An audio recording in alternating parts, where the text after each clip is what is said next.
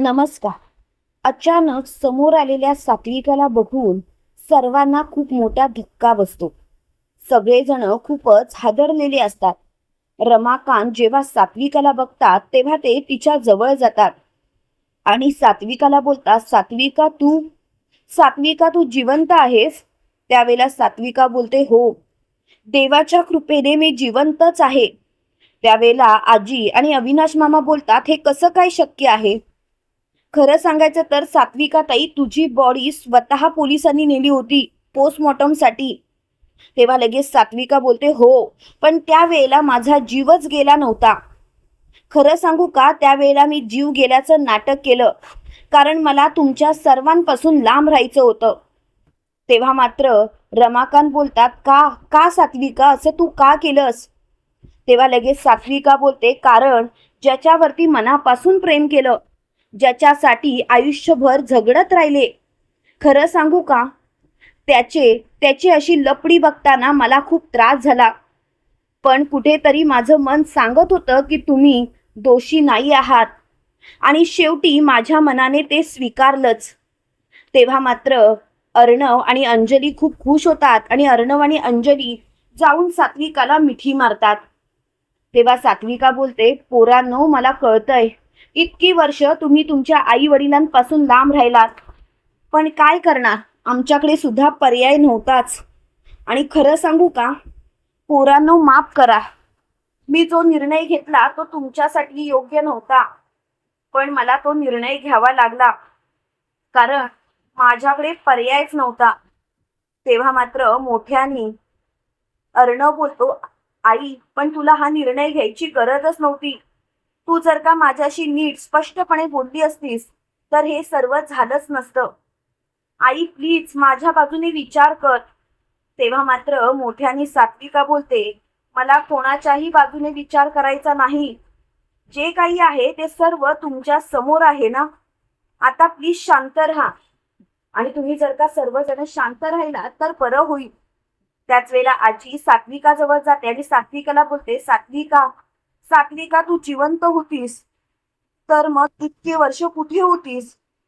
त्यावेळेला लगेच ईश्वरी बोलते, मी सांगते ना, इतके वर्ष देवळाच्या बाहेर बसून ह्या देवळाची सगळी मंदिराबाहेरची साफसफाई करत होत्या. खरं सांगायचं तर देवाची सेवाच करत होत्या, बाबा, जसं की तुम्ही करायचा तसंच. त्यावेळेला लगेच सात्विका बोलते, आई, मला माफ कर, माझा निर्णय चुकीचा होता, हे मला कळून चुकलंय. त्यावेळेला वल्लरी बोलते, सात्विका, तू कशाला आलीस? अगं, तुला जर का इथून जायचंच होतं, मरणाचं नाटक करायचं होतं, तर पुन्हा जिवंत कशाला व्हायचं होतं? तेव्हा मात्र सात्विका बोलते, माझं चुकलंच ते, मी असं वागायला नकोच होतं, पण खरं सांगू का, माझ्याकडे दुसरा पर्यायच नव्हता. आणि आता मात्र मला एक गोष्ट कळून चुकली, ती म्हणजे कितीही काही झालं तरी सुद्धा मी या घरात आले ती फक्त आणि फक्त त्या बाईचा खरा चेहरा समोर आणण्यासाठी. ती बाई कोण आहे ना, तो खरा चेहरा मी समोर आणणार. तेव्हा मात्र अर्णव बोलतो, आई, तुला वाटत असेल की ईश्वरीच्या आईचा या सर्व गोष्टींमध्ये दोष आहे, पण खरं सांगू का, ईश्वरीच्या आईचा या सर्व गोष्टींमध्ये दोष नाहीच आहे. अगं, त्यांना मुद्दामून कोणीतरी अडकवलं होतं आणि ते आम्हाला कळणारच होतं, पण तेवढ्यात मात्र त्या माणसाचा जीव गेला आणि शेवटी नको ते घडलं. तेव्हा मात्र सात्विका बोलते, अर्णव, अरे, मला तुला स्पष्टीकरण द्यायची गरज नाही, कारण ईश्वरीच्या आईने हे सर्व केलंच नव्हतं हे मला ऑलरेडी माहिती होतं, आणि म्हणूनच त्या बाईचा पत्ता शोधण्यासाठी मी इतकी वर्ष स्वतः या घरापासून लांब राहिले, जेणेकरून आमच्या संसारात फूट पाडण्याचा प्रयत्न कुणी केला हे मला समजलं पाहिजे म्हणून. त्यावेळेला अर्णव बोलतो, आई, तुला जर का या सगळ्या गोष्टींचा थांगपत्ताच नाही तर तू अशी लांब राहून काय सिद्ध करणार होतीस? आई, तू जर का मला सांगितलं असतंस तर बरं झालं असतं. त्यावेळेला लगेच मोठ्याने सात्विका बोलते, अर्णव, मी का लांब राहिले? फक्त आणि फक्त तुमच्यासाठी, कारण मला त्या बाईला अगदी गाफील ठेवायचं होतं. ती पुढे काय करते, काय पावलं उचलते ते बघायचं होतं. त्यावेळेला सात्विकाला घाम फुटलेला असतो आणि सात्विका स्वतःशीच बोलते, बाप रे, हिला समजलं तर नाही ना, ती बाई म्हणजे मीच आहे. आता मात्र माझं काही एक खरं नाही. आता मात्र माझी वाट लागलीच. मला तर काय करावं तेच कळत नाही. पण आता जर का या सात्विकाने सर्वांसमोर माझं नाव घेतलं तर हा अर्णव मात्र माझी चांगलीच धिंड काढेल. आणि मग काय करावं ना तेच कळणार नाही. पण मला शांत बसून चालणार नाही म्हणजे नाही. लवकरात लवकर मला काहीतरी निर्णय घेतलाच पाहिजे.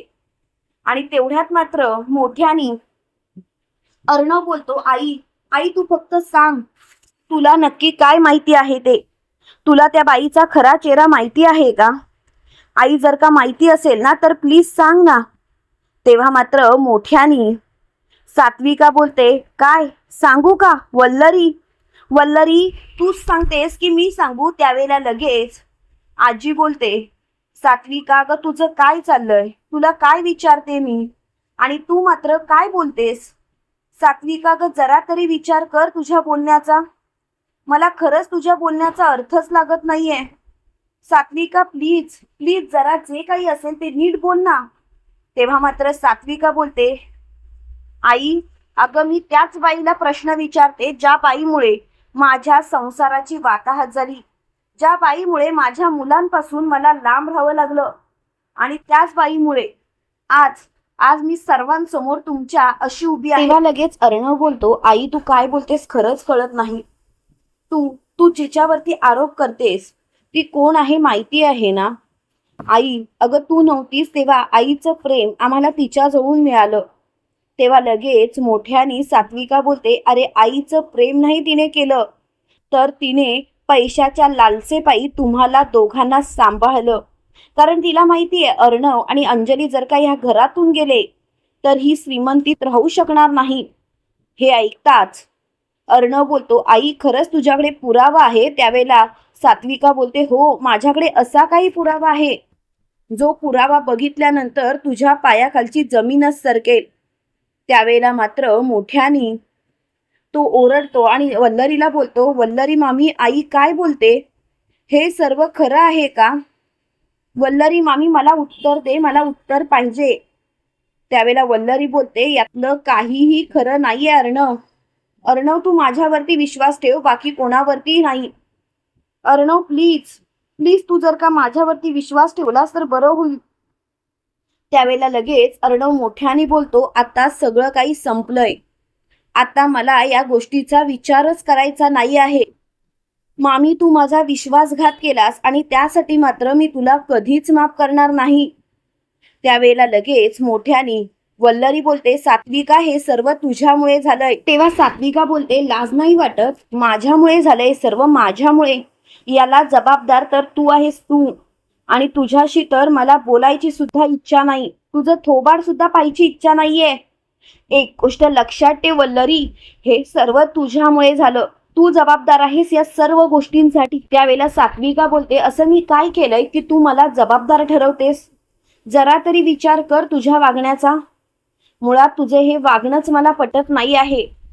आणि तुझं हे वागणं जर का बंद केलंस तर बरं होईल. त्यावेळेला आजी बोलते, गप्प बसा दोघींनी, मला तर हा तिढाच सुटत नाहीये. नक्की काय करावं तेच कळत नाही आहे. त्यावेळेला मात्र तिची खूपच चिडचिड झालेली असते. त्यावेळेला लगेच मोठ्याने ती बोलते, बस झालं. आता मात्र मला हा विचारच करायचा नाही. आता या गोष्टीचा विचार करण्यापेक्षा नको ते घडेल या गोष्टीचा विचार केला पाहिजे. सात्विका जर का तू म्हणतेस वल्लरीने सगळं घडवून आणलं तर यासाठी पुरावा काय? त्यावेळेला अविनाश मामा बोलतात, पुरावा? पुरावा मी स्वतः आहे आई. हे सर्व वल्लरीनेच घडवून आणलं याची मला खात्री आहे. आई मला पूर्णपणे खात्री पटले. तेव्हा मात्र मोठ्यानी आजी बोलते, अविनाश तू काय बोलतोस? म्हणजे तुला माहिती होतं तुझ्या बहिणीचं आयुष्य या तुझ्या बायकोमुळे उद्ध्वस्त झालं आणि इतकी वर्ष गेली 25 वर्ष तू गप्प राहिलास? अविनाश अरे तुला असं वागताना काहीच कसं वाटलं नाही? तू तुझ्या बायकोला पाठीशी घातलंस. त्यावेळेला अंजली पुढे होते आणि म्हणते, मामा मामा तू काय बोलतोयस कळतंय का तुला? मामा तू जे काही बोलतोस ते अगदी योग्य नाहीये. मला माहिती आहे आमचा मामा खोटं बोलूच शकत नाही. मामा बोल, मला उत्तर दे. त्यावेळेला लगेच मोठ्यानी अविनाश मामा बोलतो, खरं सांगू हे सर्व खरं आहे, माझ्यावरती विश्वास ठेवा. हे सगळं या वल्लरीनेच घडवून आणलं, कारण सात्विका ताईला तिला धडा शिकवायचा होता. कारण सात्विका ताईला तिला बर्बाद करायचं होतं, सात्विका ताईला आयुष्यातून उठवायचं होतं, आणि म्हणूनच हे सगळं तिने घडवून आणलं.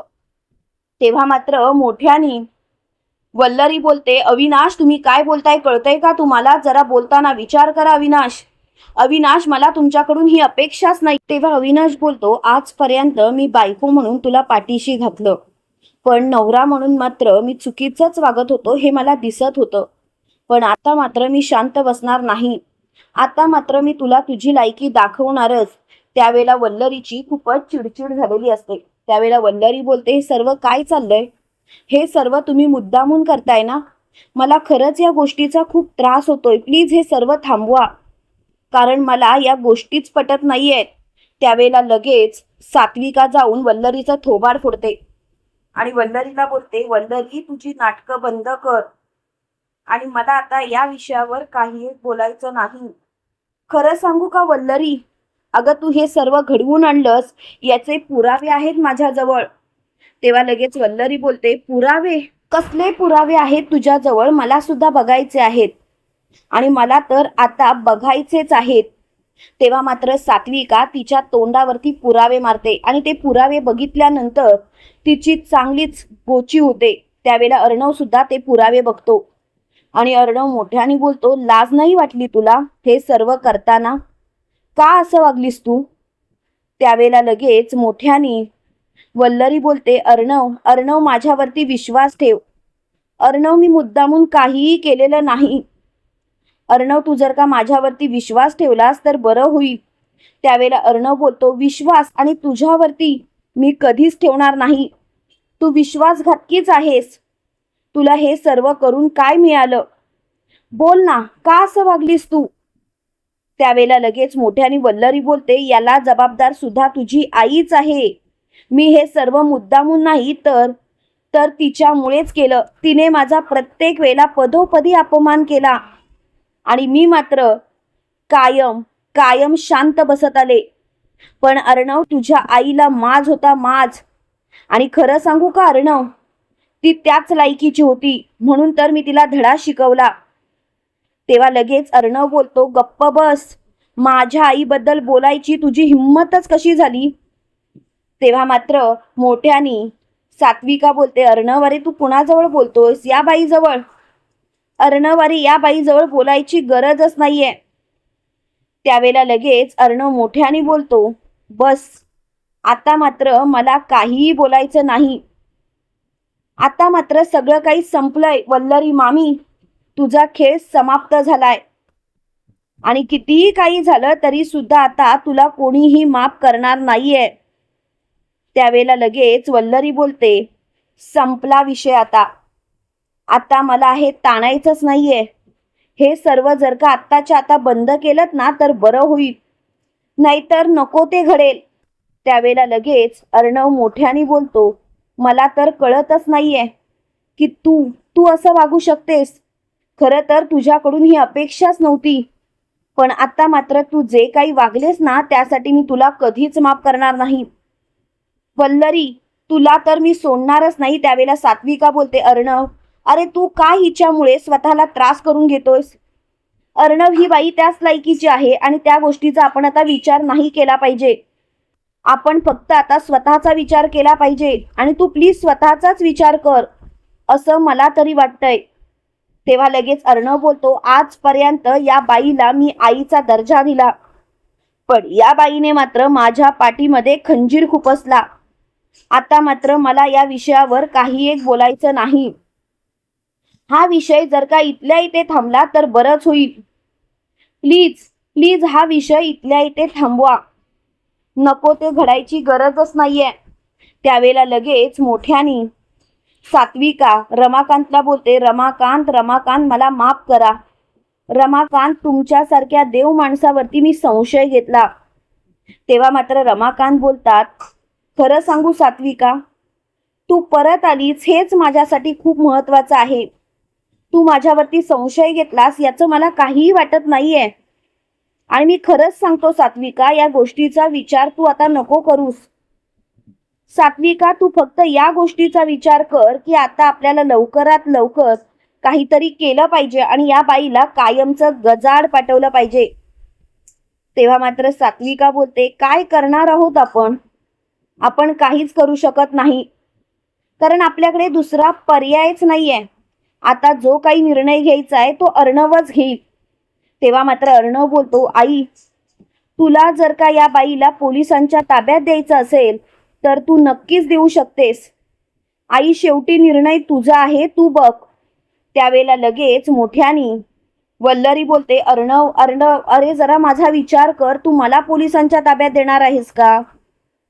तेव्हा लगेच अर्णव बोलतो, खरं सांगू, मला तर तुझा विचारच करायचा नाही, तुझं थोबाड सुद्धा पाहायचं नाहीये. आणि आता तर विषयच समाप्त. मला या विषयावर वादच घालायचा नाही. हा विषय जर का इथल्या इथे थांबला तर बरं होईल. प्लीज हा विषय इथल्या इथे थांबवा, कारण मला गोष्टी ताणायच्या नाहीयेत. तेव्हा मात्र त्यांची खूपच चिडचिड झालेली असते. त्याच वेळेला अर्णव मोठ्याने बोलतो, खरं सांगू का मी एक, आता हा विषय नका वाढू. सात्विका म्हणजेच माझी आई परत आली या गोष्टीचा मला आनंद आहे. बाकी मला कोणत्याच गोष्टीचा आता विचार करायचा नाही आणि मला आता कोणत्याच गोष्टी बाबतीत काहीही बोलायचं नाहीये. प्लीज हे सर्व थांबवा. तेव्हा मात्र मोठ्याने आजी बोलते, असं कसं अर्णव, या बाईला जोपर्यंत आपण शिक्षा करत नाही तोपर्यंत आपण थांबवायचं नाही. आता मात्र आपण धडा शिकवायचाच. कितीही काही झालं तरी सुद्धा ही बाई आता संपलीच पाहिजे आणि त्याशिवाय मात्र आपण गप्प बसायचं नाही.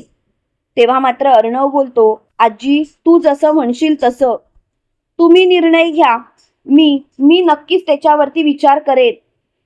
तेव्हा मात्र अर्णव असं बोलताच आजी बोलते, मग या बाईला आत्ताच्या आता तू घराबाहेर काढ.